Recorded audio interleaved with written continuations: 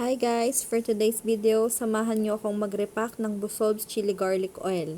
Ito na nga, sinanitize, hinugasan ko na yung jars kasi kakadating lang. Yan, tapos ko nang punasan, hinat air ko na din para makapag-repack ako agad. Medyo madami-dami akong ire-repack kaya kailangan double time. Yan, naayos ko na din, nag-label na din ako syempre. Kasi kailangan ma-deliver ko yan doon sa customer namin sa Monterey, sa may Marikina Heights, kana Sir Ruel.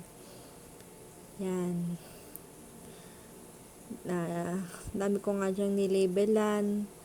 Kaya talagang kailangan bilis-bilisan. Nagpaturong na nga rin pala ako kay Babe na magdikit nung note sa top niya. Ang nakalagay nga pala dyan, note na white spots may occur or may have some crystallization due to some atmospheric changes, but it does not affect the quality of the product. Ito pa naging problema ko guys. Naubusan ako ng label dun sa taas ng sticker.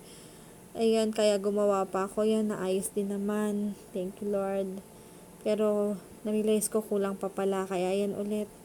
Nagprint ulit ako. Yan, tapos na. Ready for delivery na. Ang bilis, ba diba? Yan, pupunta na kami ni Babe sa may Monterey Meat Shop sa may Marikina Heights para mag-deliver. Maulan pa nga dyan eh. Yan, General Ordonez. Yan.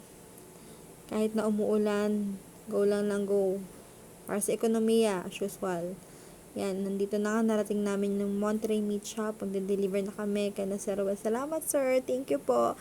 More sales for us. God bless us all. Thank you guys for watching.